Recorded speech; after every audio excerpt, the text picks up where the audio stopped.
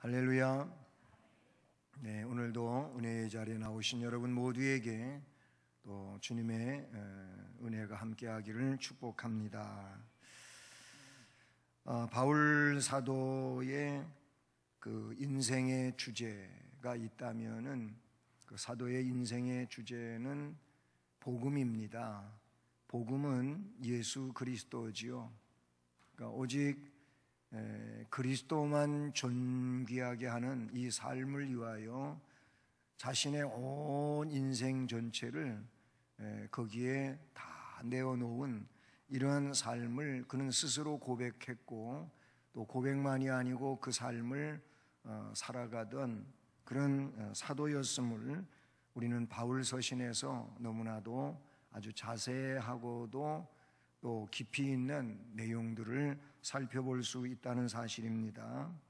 그래서 그 예수를 위해서 자기가 자랑거리로 삼고 또 귀중하게 여기던 것들은 다 내려놓고 그리고 그 그리스도가 가장 고상한 그런 것임을 기억하고 그리스도를 위해서 앞만 보고 목표를 향하여 쫓아간다.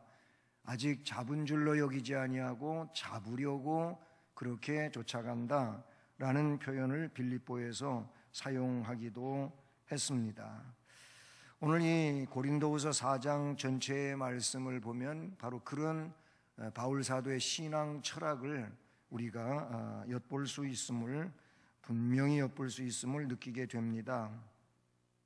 그래서 우리는 질그릇 같은 존재고 또 그것도 낡아지는 존재라고 하는 표현을 오늘 고린도후서 4장에서 사용하고 있지요. 7절을 보면은 우리가 이 보배를 질그릇에 가졌으니, 이 보배가 뭐냐면 앞에서 말씀드린 것처럼 복음입니다. 예수 그리스도입니다. 이 보배를 질그릇, 우리의 이 육체는 질그릇이잖아요. 뒤에 5장에도 나오지만 이 질그릇 같은 육체는 무너질 장막집이고, 장막집이 무너지면 내 안에 담겨져 있던 복음의 영혼은 하나님 나라로, 하나님이 지으신 집으로 이사간다고 하는 것을 표현해 주고 있죠.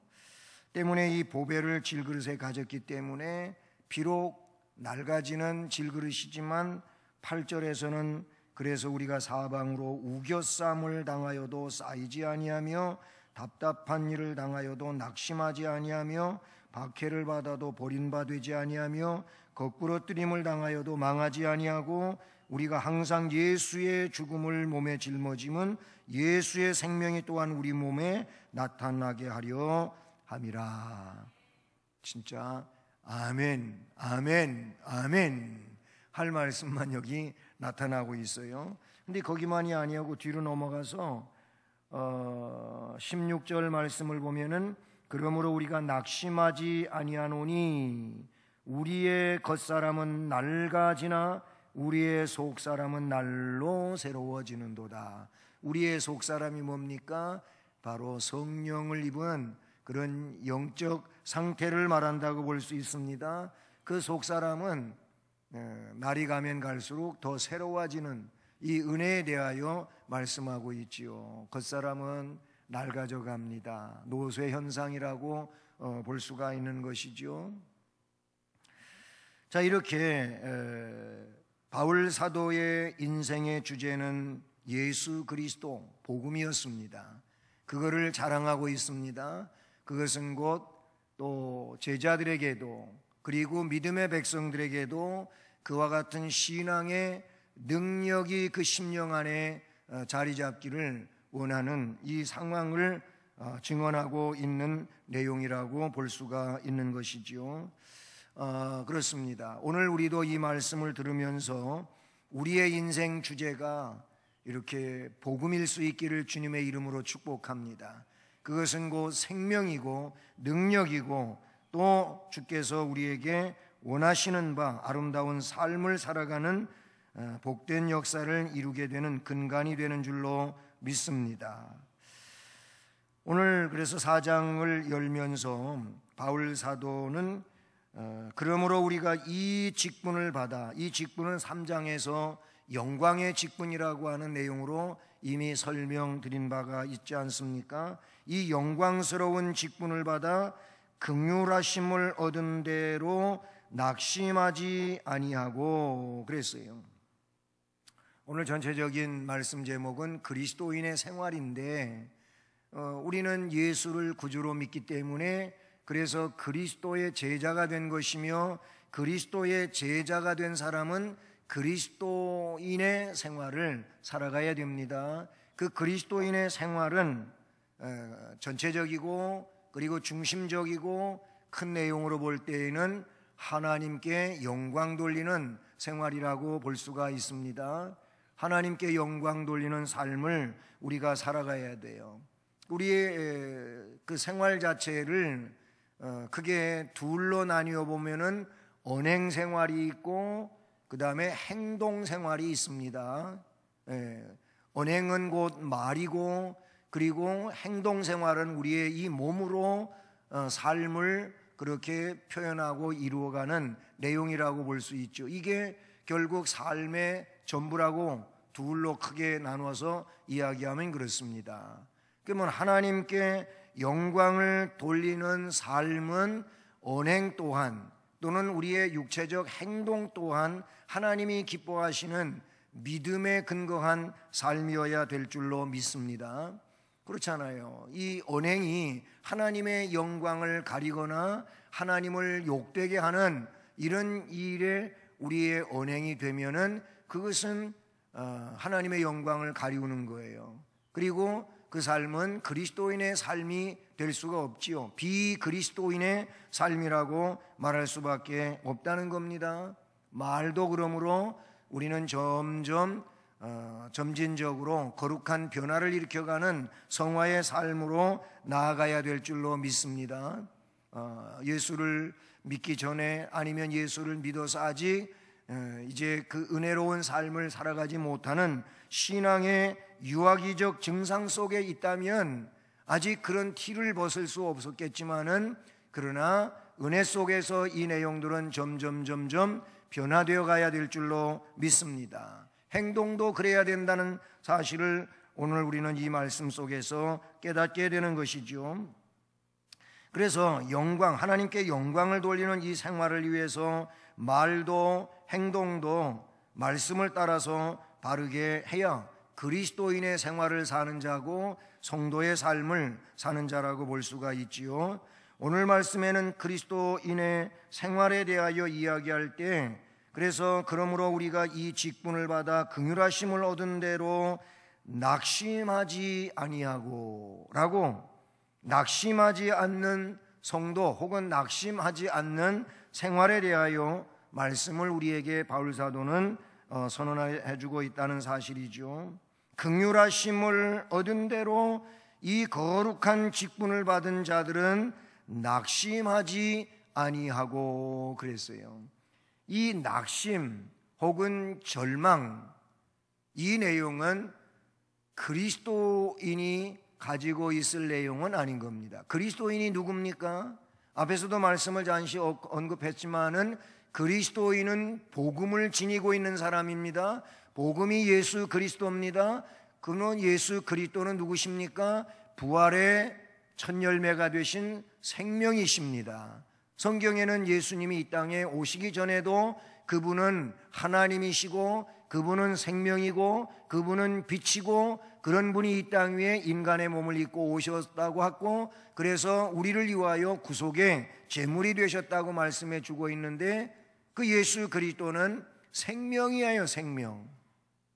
그럼 예수 그리스도가, 우리 그리스도인은 예수 그리스도가 우리 안에 있는 겁니다. 그럼 우리가 생명의 사람인데 무슨 생명의 사람이 낙심이 웬 말입니까? 절망이 웬 말입니까? 아니잖아요. 우리는 소망을 가지고 있는 백성들이고, 우리는 낙심 대신에 오히려 담대한 이런 신앙을 가지고 살아갈 우리 주님의 백성들인 줄로 믿습니다. 낙심은요, 하나님이 주시는 게 절대 아닙니다. 하나님은 오히려 낙심된 자를 일으켜 세우고 그에게 소망을 주고 그에게 절대적 믿음을 가지고 당당하게 담대하게 살아갈 수 있도록 해주시는 분이 하나님이시지, 낙심하라고 하나님 그러시는 일이 없어요. 낙심을 만들고 낙심 자리에서 일어나지 못하게 하시는 그런 하나님이 아님을 우리는 기억해야 됩니다. 낙심이라고 하는 것은, 이 절망이라고 하는 것은 사탄의 산물이다, 이렇게 볼 수가 있어요. 사탄은요, 소망을 가지지 못하게 하지요. 절망하게 만들지요. 낭망하게 만들지요.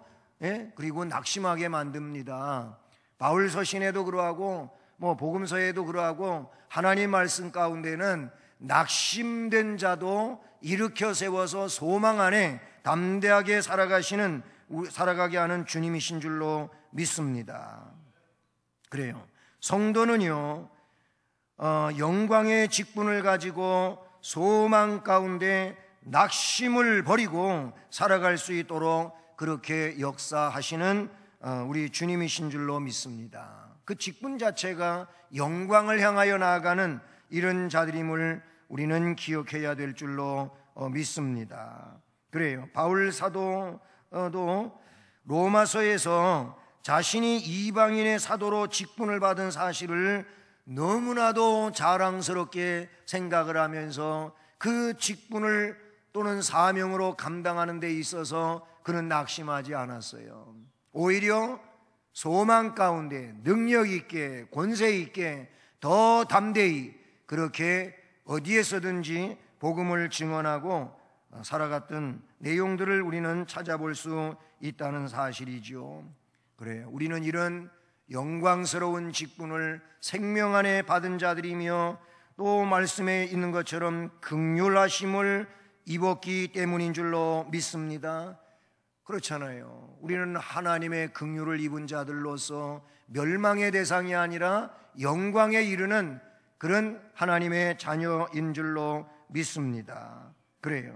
긍휼하심을 입어 구원을 얻었다는 이 사실은 아주 중요한 직분 수행의 근거가 되는 줄로 믿습니다. 하나님은 우리를 긍휼히 여기십니다. 그렇기 때문에 우리를 그 능력으로 붙잡아 주시고, 그리고 능력의 팔로 안아 주시고, 그리고 그 힘을 공급해 주시고 역사하시는 하나님이신 줄로 믿습니다. 때문에 우리는 이런 하나님의 역사와 그 능력과 권세 속에서 낙심하지 않는 성도의 삶을 살아가야 될 줄로 믿습니다. 그래, 막 사탄은 자꾸 낙심하게 만들어요.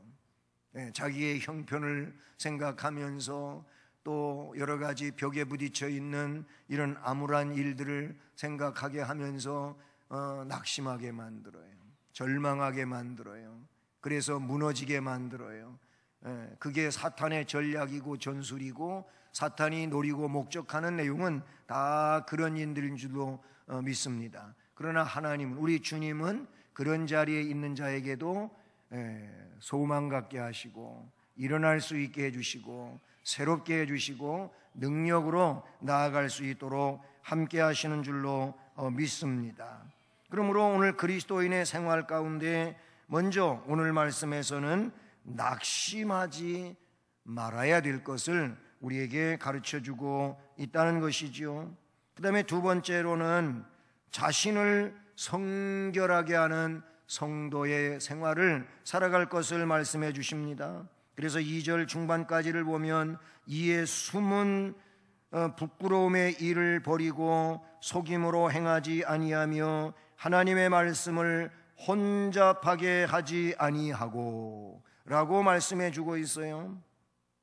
여기서 숨은 부끄러움의 일 또는 속임으로 행하지 아니하며 하나님의 말씀을 혼잡하게 하지 아니하고, 이 말씀은 결과적으로 자신을 성결하게 그렇게 이루어가는 생활을 나타내 주고 있는 줄로 믿습니다. 숨은 부끄러움의 일을 버리라 그랬는데 여기 숨은 부끄러움의 일이 뭐겠습니까? 내 안에 회개하지 아니하고 그냥 감춰두고 있는 그렇게 하나님 앞에 고백하지 않고 그냥 묻혀두고 있는 이 내용은 결과적으로 숨은 부끄러움의 일인데, 바울 사도는 이 일을 버리라고 합니다. 이거는 다 없애버려야 된다고 말씀하고 있는 것이지요. 성도는 물론 사람들 앞에 노출되는 부끄러움을, 그 부끄러운 행위를 삼가하며 살아야 되는 것이 성도의 삶이지 않습니까? 그러나 남이 모르는 부끄러운 일이라고 해서 그대로 묻어두고 살아갈 수는 없어요. 이런 내용들은 빨리빨리 청산하는 것이 그에게 은혜로운 내용이 되는 줄로 믿습니다. 그래요. 그래서 그런 얘기가 있잖아요. 뭔 부끄러운 이런 일들을 사람들한테 그냥 꺼내 놓으려고 하는 일은 잘 하지를 않습니다. 그럼 하나님 앞에는 그렇게 해서는 안 돼요. 그냥 그거는 우리가 만인 제사장이 되어서 개인적으로 하나님 앞에 주 예수의 이름으로 고할 수 있는 것, 하나님은 우리를 긍휼히 여기시기 때문에 고백하면 요한일서 1장 9절에 있는 것처럼 하나님은 미쁘시고 의로우셔서 우리가 고백하는 모든 것들은 다 사하시고 깨끗하게 해주시지 않겠습니까? 그러니 그런 하나님 앞에 고백하고 다 꺼내놔야 된단 말이에요. 근데 사람이 안 꺼내놔요. 그런데 어느 날 들킨 것 같아, 들통난 것 같아. 그래서 야, 너 그럴 수 있어? 이렇게 이제 비슷한 얘기를 꺼내면은 그거를 그래, 나 그랬었는데 진짜 너무 부끄러워, 미안해, 이렇게 얘기하면은 좋은데, 그러지 않고 큰 소리 치면서 한 사람이 썩낸다고 큰 소리 치면서 나 아니야, 절대 그런 일 없어 막 해갖고 그런다니까요. 그래가지고 요 하나 때문에 또 다른 커버를 위하여 거짓말을 하는 거예요. 그래서 인간 세계 속에 있는 얘기가 하나의 거짓말을 감추려고 하면은 10개 이상의 거짓말이 필요하다, 이런 얘기가 있는 거예요. 왜 그렇게 합니까? 이건 정말로 무서운 일이에요. 그렇게 할 일이 아니고 빨리 하나님 앞에 고백하고 용서를 받아야 해요. 그게 회개의 삶이에요. 회개의 삶은 어쩌다가 하는 게 아닙니다. 회개의 삶은 매일 하는 거예요. 오늘도 하고 내일도 하고 모레도 하고 매일매일 회개의 삶은 필요한 거예요. 아무리 우리가 정말로 하나님 앞에 부끄러움 없이 잘 살려고 마음 먹고 결단하고 그렇게 할지라도 이게 잘 안 되는 거예요. 요 머릿속에, 요 마음속에 남을 미워하고 시기하고 질투하는 것, 사탄의 그런 어떤 영향 아래 우리가 있지 않아요? 그래서 우리는 완전 성자도 아니고 우리는 천사도 아니고 우리가 신도 아니잖아요. 인간이잖아요. 그렇기 때문에 그런 생각을 갖고 있고 그런 마음을 갖고 있어요. 그래서 마음으로 생각으로 잘못하는 일이 있단 말이에요. 그러니까 그런 것들을 회개해. 구약 성경에 보면은 그 성막에 이제 제단이 있고 물두멍이 있어요. 이 물두멍의 생활이 뭡니까? 물두멍에는 큰 물통인데 이 물통에다가 늘 물을 길어다가 그렇게 통으로 길어다가 큰 그 물두멍에다가 붓는 그런 직무를 수행하는 이도 있단 말이죠. 그러면 그 물두멍에 담겨져 있는 물을 작은 그릇으로 떠가지고 자기의 노출된 부분을 씻어요. 손도 씻고 발도 씻고 씻는 겁니다. 그렇게 해서 깨끗하게 해야 돼요. 깨끗하게 하지 아니하고 막 성막 안으로 들어가고 그렇게 활동하면 하나님이 가만두지 않으시겠다고 하신 말씀들이 이 성막 생활에서 나타나고 있는 거예요. 그 물두멍이 결국 신약에 와서는 어떤 의미냐면은 회개의 삶이라고 말씀하고 있다, 그런 얘기죠. 어떻게 그렇게 이해를 하냐면은 예수님이 이제 그 성찬, 애찬식을 하고 성찬식을 하던 그날 밤에 겉옷을 벗고 그리고 수건을 허리에 두르고 대야에 물을 떠다가 제자들의 발을 씻기는 일명 세족식을 행합니다. 제자들 몇 사람의 발을 씻기고 시몬 베드로의 발을 씻기려고 하니까 베드로 노 아닙니다. 저 뭐 제발 안 시키지 못합니다. 어떻게 선생님이 제발 시킵니까? 막 이랬어요. 그랬더니 예수님이 이 베드로한테 뭐라고 그래요? 내가 너의 발을 씻기지 않으면 너는 나하고 상관이 없다 그랬어요. 그러니까 베드로가 자기가 말한 게 지금 큰일 났잖아요. 그래서 그러면 뭐하러 그냥 발만 씻겨주십니까? 목욕까지 씻겨주세요. 또 넘치게 그랬어요. 그랬더니 예수님이 이미 목욕한 사람은 발만 씻으면 된다, 이런 말씀을 하셨어요. 그 말의 의미가 뭡니까? 이미 우리는 예수 안에서 믿음을 갖고 이제 근본적으로 깨끗하게 된 거예요. 그러나 우리가 일상을 살아가면서 그렇게 사탄에게 노출되고 잘못된 이런 부분들은 어떻게 해요? 마치 손 씻고 발 씻고 노출된 부분을 씻는 것과 같은 의미로서 우리에게 말씀해 주신 내용을 우리는 보게 되는 것이죠. 우리는 회개하는 삶을 잘 살아야 돼요. 여러분, 성경에 다윗이 죄를 안 져서 훌륭한 사람입니까? 다윗은요, 어떻게 보면 무서운 죄를 지은 사람 중에 하나예요. 그런데 다윗을 사도행전에도 보니까 하나님 마음에 합한 사람이라고 나옵니다. 그런데 왜 그러냐고, 이게 정말 아이러니컬하지 않습니까? 그런데 다윗에게는 남다른 용기가 있었어요. 그게 뭐냐면 회개의 용기였다고 하는 거 우리는 잊지 말아야 합니다. 그가 회개하는 데에는 정말 남이 따라가지 못할 만큼 그는 철저하게 눈물로 침상을 띄우며 회개한 기록들이 성경에 나오는데, 그게 그의 훌륭함이라 그런 얘기예요. 회개에 대해서 미적미적 아니에요. 그는 자기의 죄를 하나님 앞에 꽁꽁 감추고 넘어갈 수 있는 것처럼 생각했지만 하나님은 다 알고 계시잖아요. 나단 선지자를 통하여 그의 죄를 지적했을 때 그는 앞에 얘기했던 것처럼 눈물로 침상을 띄우면서 회개했어요. 그랬죠. 하나님이 그런 면을 그 다윗에게 크게 적용시키셨다고 이렇게 볼 수가 있다는 거죠. 우리는 다른 용기도 중요하겠지만은 이 하나님 앞에 정말 회개하는데 철저하고, 그리고 그렇게 열정적으로 하는 일은 성결하게 하는 성도의 생활 가운데 빼놓을 수 없는 아주 중요한 일인 줄로 믿습니다. 그래서 우리 그리스도인의 생활은 자신을 성결하게, 낙심해서도 안 되지만은 자신을 언제나 성결하게 하는 이 삶을 살아갈 때 무엇보다도 회개하는 데 철저해야 된다라는 얘기가 되는 것이죠. 그 다음에 말씀에 이어지는 대로 자신을 성결하게 하기 위해서 속임을 행하지 아니하며 라고 이야기하고 있어요. 오늘 우리 개역 개정판에서는 속임으로 행하지 아니하며 이렇게 말씀하고 있는데, 우리가 먼저 쓰던 개역 성경에서는 이 말씀이 어떻게 쓰여졌었느냐 하면은 괴휼로 행하지 아니하며, 괴휼이라고 하는 어려운 한문으로 그렇게 쓰여지고 있었어요. 그런데 쉽게 속임으로 행하지 아니하며, 우리는 여러분 사탄이 아주 잘하는 게 뭔지 아는가? 속이는 거예요. 속이는 거. 그러니까 남을 속인다고 하는 거는 이거는 하나님 산물이 아니에요. 이거는 사탄의 영향 아래에 있는 거예요. 절대 우리는 속이는 일을 하지 말아야 돼요. 진실해야 되는 거예요. 하나님 앞에 진실해야 될 줄로 믿습니다. 바울 사도는 이 말씀에서 속임으로 행하지 아니하며 그랬어요. 속임 가운데 행치 아니하는 이 성도의 삶이 그리스도인의 생활이고, 그리고 자신을 성결하게 하는 생활이 되는 줄로 믿습니다. 성령의 인도하심을 받아 살아감으로써 잔꾀를 부리거나 또는 교묘하게 남을 속이려고 하는 이런 일들과 함께하면은 안 된다, 그런 얘기죠.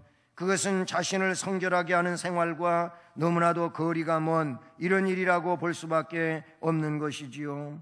우리는 성령의 감화와 감동을 받아서 또 그 감동 속에서 속임을 떠나고 자신을 경계하는 삶을 살아가야 된다고 볼 수가 있어요. 그러므로 올바른 성도는 그러한 사람들을 권면함으로 하나님 앞에 서도록 노력할 뿐만 아니라 자기 자신을 그런 진리가 아닌 비진리에서부터 바르게 세워가는 은혜자가 되어야 할 줄로 믿습니다. 또한 성결하게 하는 삶 가운데 하나가 뭐냐면은 하나님의 말씀을 혼잡하게 하지 아니하고 그랬어요.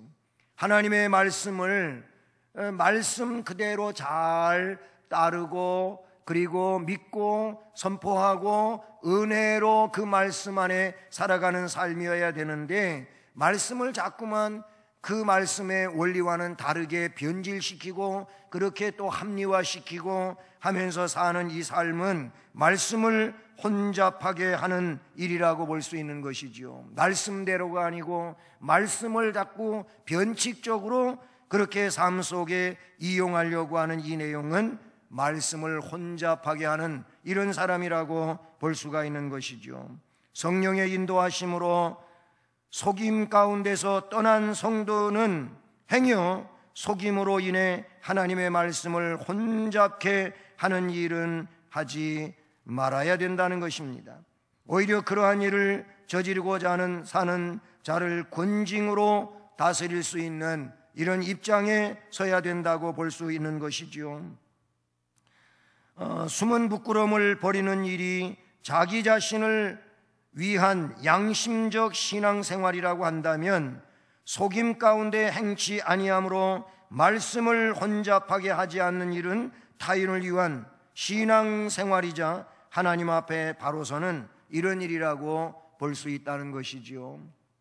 여러분, 말씀은 변하지 않습니다. 하나님의 말씀은 말씀 그대로 하나님이 보존하시고 유지시켜 가시고 그 말씀대로 집행하시고 역사하시는 하나님이신 줄로 믿습니다. 그러므로 사람들이 그 말씀에 대하여 자꾸 말씀의 원론과 다른 그런 내용으로 이럴 것이다, 이렇다 저렇다 해가면서 말씀을 왜곡시켜 놓으면 그 자체가 혼잡시키는 이런 일이라고 볼 수 있는 것이죠. 성도 자신이 자기를 성결하게 하는 생활은 그러니까 회개하는 생활입니다. 그 다음에 속임으로 행하지 않는 것입니다. 하나님의 말씀을 혼잡하게 하지 않는 진리의 삶을 살아가는 것이라고 볼 수 있는 것이죠. 그래서 2절 중반 이하에 보면은 뭐라고 말씀합니까? 오직 진리를 나타내므로 하나님 앞에서 각 사람의 양심에 대하여 스스로 추천하노라. 아멘. 결국 성도의 생활, 이 그리스도인의 생활은 그 삶, 언어에 있어서도 그렇고 행동에 있어서도 그렇고 진리를 나타내는 생활을 살아가는 자인 줄로 믿습니다.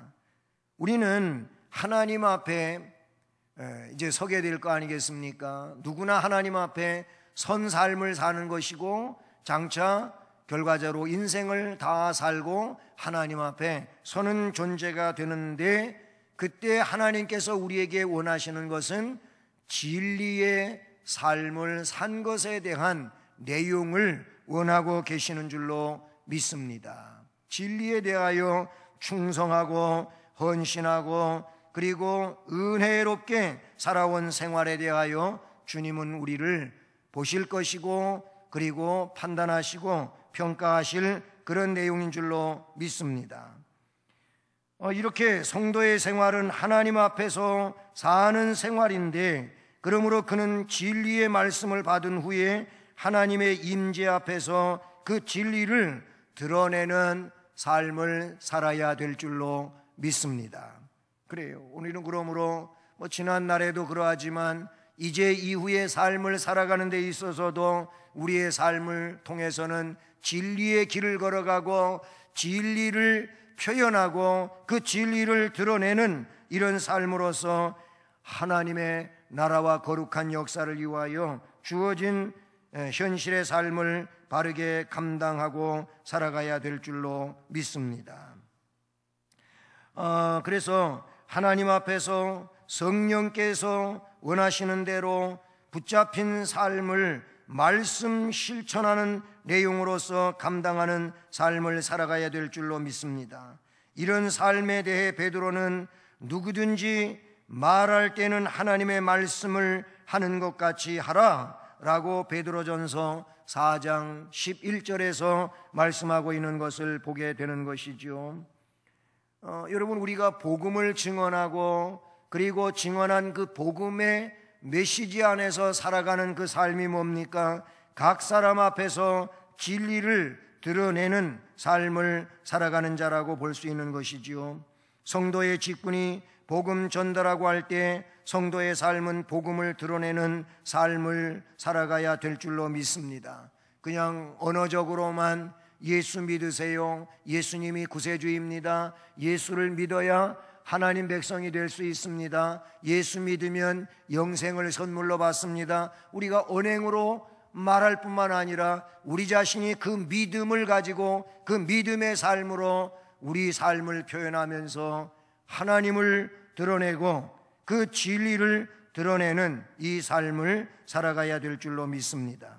그 내용을 오늘 말씀 마지막에서는 오직 진리를 나타내므로 그랬습니다.